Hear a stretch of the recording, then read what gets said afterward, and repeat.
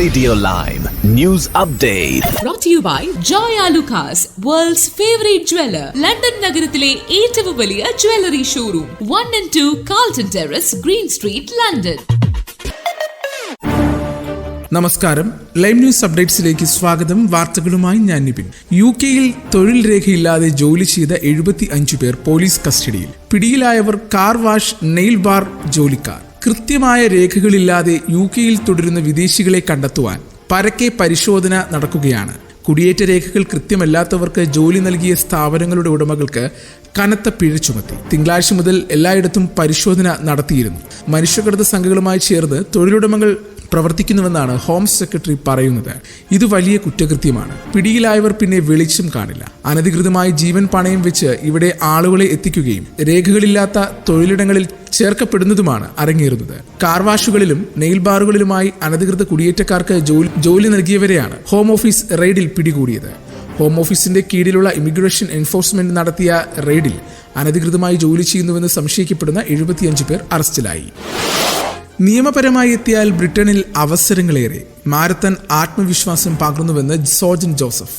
നിയമപരമായി ബ്രിട്ടനിലേക്ക് എത്തുന്നവർക്ക് ഇനിയും അവസരങ്ങൾ ഏറെയുണ്ടെന്ന് ബ്രിട്ടനിലെ ആദ്യ മലയാളി MP സോജൻ ജോസഫ് പറയുന്നു. കോട്ടയം കൈപ്പുഴ സ്വദേശിയായ സോജൻ ലേബർ പാർട്ടി സ്ഥാനാർത്ഥിയായ ആഷ്ഫിഡ് മണ്ഡലത്തിൽ നിന്നാണ് വിജയിച്ചത്. ബ്രിട്ടനിലെത്താൻ കുറുക്കുവഴികൾ തേടുന്നത് കുഴപ്പങ്ങൾ സൃഷ്ടിക്കുമെന്ന് അദ്ദേഹം പറഞ്ഞു. അവിടെ എത്തിയാൽ ആ രാജ്യത്തുള്ളവരുമായി സഹവർത്തിത്വത്തോടെ നീങ്ങണം. എത്തുന്നവരെ ചേർത്ത് പിടിക്കുന്ന രാജ്യമാണ് ബ്രിട്ടൻ. സ്റ്റുഡന്റ് വിസയിൽ എത്തുന്നവർക്ക് ജോലി ലഭിക്കാതെ അവിടെ തന്നെ നിൽക്കുവാൻ ശ്രമിക്കുന്നത് പ്രശ്നങ്ങളുണ്ടാക്കും. നിയമപരമായ കുടിയേറ്റം രാജ്യത്തിന് ഗുണമാണ്.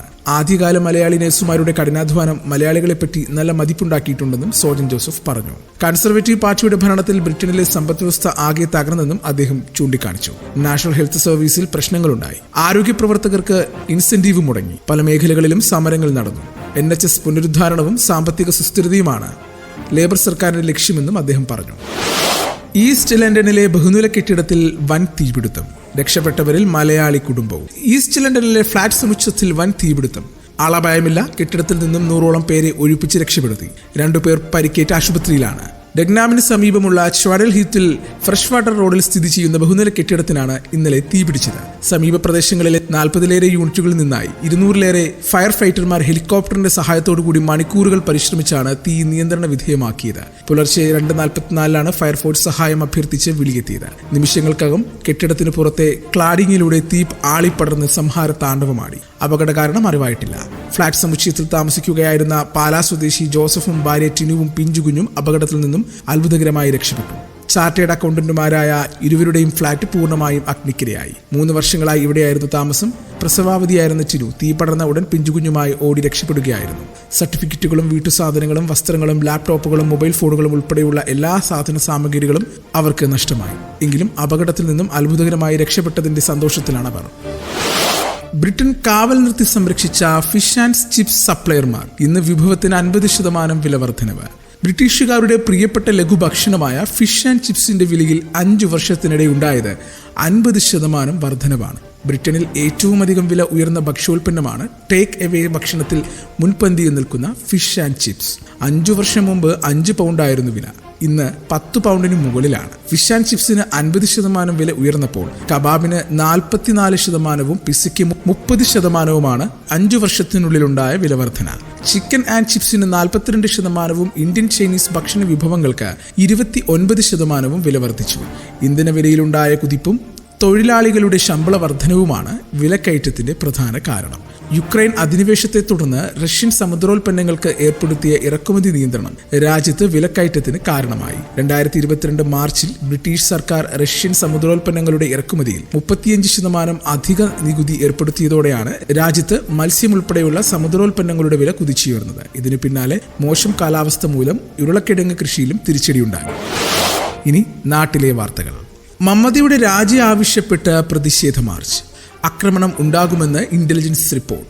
ആർജികർ മെഡിക്കൽ കോളേജിലെ വനിതാ ഡോക്ടറുടെ മരണത്തിൽ പ്രതിഷേധിച്ച് കൊൽക്കത്ത നഗരത്തിൽ വൻ പ്രതിഷേധ റാലി നടക്കും. നഭന്ന അഭിജാൻ എന്ന് പേരിട്ടിരിക്കുന്ന പ്രതിഷേധ മാർച്ചിനെ തുടർന്ന് കൊൽക്കത്ത നഗരം വൻ സുരക്ഷാ വലയത്തിലാണ്. ത്രിതല സുരക്ഷയ്ക്കായി 6000 പോലീസുകാരെയാണ് മമതാ സർക്കാർ നിയോഗിച്ചിരിക്കുന്നത്. മുഖ്യമന്ത്രിയുടെ ഓഫീസടക്കം സ്ഥിതി ചെയ്യുന്ന സെക്രട്ടേറിയറ്റിലേക്ക് എത്തുന്നതിന് മുൻപ് പ്രതിഷേധ മാർച്ച് തടയാനാണ് കൊൽക്കത്ത പോലീസിന്റെ നീക്കം. മാർച്ചിനിടെ അക്രമമുണ്ടാകുവാൻ സാധ്യതയുണ്ടെന്നാണ് ഇന്റലിജൻസ് റിപ്പോർട്ട്. ഓഗസ്റ്റ് 9 കൊൽക്കത്തയിലെ ആർജികർ മെഡിക്കൽ കോളേജിൽ 31 വയസ്സുകാരിയായ ഡോക്ടറെ ബലാത്സംഗം ചെയ്ത് കൊലപ്പെടുത്തിയ സംഭവത്തിൽ നീതി ആവശ്യപ്പെട്ടാണ് വിദ്യാർത്ഥി സംഘടന സെക്രട്ടേറിയറ്റിലേക്ക് പ്രതിഷേധ മാർച്ച് നടത്തുന്നത്. ബലാത്സംഗ കൊലപാതകത്തിന് ഉത്തരവാദികളായവരെ അറസ്റ്റ് ചെയ്യണമെന്നതിന് പുറമെ മമതാ ബാനർജി രാജിവെക്കണമെന്നും വിദ്യാർത്ഥി സംഘടനയായ പശ്ചിമ ബംഗ ഛത്രോ സമാജ് ആവശ്യപ്പെടുന്നു. റാലി സമാധാനപരമായിരിക്കും എന്നാണ് വിദ്യാർത്ഥി സംഘടനാ നേതാക്കൾ അറിയിച്ചിരിക്കുന്നത്. പ്രധാനമന്ത്രി ഉദ്ഘാടനം ചെയ്തിട്ട് 8 മാസം തികഞ്ഞ മഹാരാഷ്ട്രയിലെ ശിവാജി പ്രതിമ തകർന്നു വീണു. സിന്ധുദുർഗ് കോട്ടയിൽ പ്രധാനമന്ത്രി നരേന്ദ്രമോദി കഴിഞ്ഞ ഡിസംബറിൽ ഉദ്ഘാടനം ചെയ്ത ഛത്രപതി ശിവാജിയുടെ കൂറ്റൻ പ്രതിമ തകർന്നു വീണു. തിങ്കളാഴ്ച ഉച്ചയോടെയാണ് 35 അടി ഉയരമുള്ള പ്രതിമ നിലംപൊത്തിയത്. കഴിഞ്ഞ വർഷം ഡിസംബർ 4 നാവികസേനാ ദിനത്തിലാണ് പ്രധാനമന്ത്രി പ്രതിമ അനാച്ഛാദനം ചെയ്തത്. പ്രതിമയുടെ രൂപകൽപ്പനയും നിർമ്മാണവും നേവിയാണ് നിർവഹിച്ചത്. ശക്തമായ കാറ്റും മഴയും മൂലമാണ് പ്രതിമ തകർന്നതെന്ന് മുഖ്യമന്ത്രി ഏകനാഥ് ഷിൻഡെ പറഞ്ഞു. എന്നാൽ നിർമ്മാണത്തിൽ ക്രമക്കേട് ആരോപിച്ച് പ്രതിപക്ഷം രംഗത്തെത്തി. അഴിമതിയുടെ കാര്യത്തിൽ ശിവാജി മഹാരാജാവിനെ പോലും BJP സർക്കാർ വെറുതെ വിടുന്നില്ലെന്നും നിർമ്മാണത്തിലെ അഴിമതി അന്വേഷിക്കണമെന്നും പ്രതിപക്ഷം ആവശ്യപ്പെട്ടു. ഓണച്ചെലവ് 5000 കോടി കടമെടുക്കുവാൻ അനുമതി തേടി കേരളം. ഓണത്തിനും ഓണം കഴിഞ്ഞുമുള്ള ചെലവുകൾക്കുമായി 5000 കോടി രൂപ ഉടൻ കടമെടുക്കുവാൻ അനുവദിക്കണമെന്ന് കേന്ദ്രത്തോട് ആവശ്യപ്പെട്ട് കേരളം. ഈ വർഷം 37,512 കോടി രൂപയാണ് കടമെടുക്കുവാൻ കേന്ദ്രം അനുവദിച്ചത്. ഇതിൽ 21,253 കോടി രൂപ ഡിസംബർ വരെ എടുക്കാം. ജനുവരി മുതൽ മാർച്ച് വരെയാണ് ശേഷിക്കുന്ന തുക എടുക്കാനാവുക. എന്നാൽ ഇന്ന് 3000 കോടി രൂപ കടമെടുക്കുന്നതോടെ 700 കോടി രൂപ മാത്രമേ ശേഷിക്കുന്നുള്ളൂ. ഇതുകൊണ്ട് ഓണച്ചെലവുകൾ നടത്താൻ കഴിയില്ലെന്നാണ് കേന്ദ്രത്തെ കത്ത് മുഖേന കേരളം ധരിപ്പിച്ചിരിക്കുന്നത്.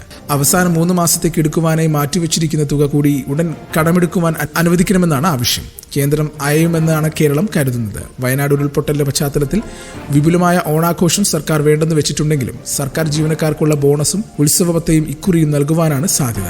ശമ്പളം, പെൻഷൻ, ബോണസ്, മുൻപ് കടമെടുത്തതിന്റെ പലിശ, ക്ഷേമ പെൻഷൻ എന്നീ ചെലവുകൾക്കായി 20,000 കോടിയിലേറെ രൂപ ഈ മാസം വേണ്ടിവരും. 2 മാസത്തെ ക്ഷേമ പെൻഷൻ ഒരുമിച്ച് നൽകുവാനാണ് സർക്കാർ ആലോചിക്കുന്നത്. കായിക വാർത്തകൾ. രാജ്യാന്തര T20യിൽ കൂടുതൽ തുടർ വിജയങ്ങളുടെ റെക്കോർഡ് സ്പെയിനിന്. ഇന്ത്യ ഉൾപ്പെടെ പിന്നിൽ. രാജ്യാന്തര T20യിൽ കൂടുതൽ തുടർ വിജയങ്ങളെന്ന റെക്കോർഡ് ഇനി സ്പെയിനിന്റെ പേരിലാണ്. T20 ലോകകപ്പ് യൂറോപ്പ് സബ് റീജിയണൽ ക്വാളിഫയർ സിയിൽ ഗ്രീസിനെതിരെ 7 വിക്കറ്റ് വിജയം നേടിയതോടെയാണ് സ്പെയിൻ റെക്കോർഡ് ബുക്കിൽ ഇടം നേടിയത്. സ്പെയിനിന്റെ തുടർച്ചയായ 14ാം വിജയമാണിത്. പിന്നിലാക്കിയത് 2022 തുടർച്ചയായി 13 വിജയങ്ങളുമായി മലേഷ്യ സ്ഥാപിച്ച റെക്കോർഡ്.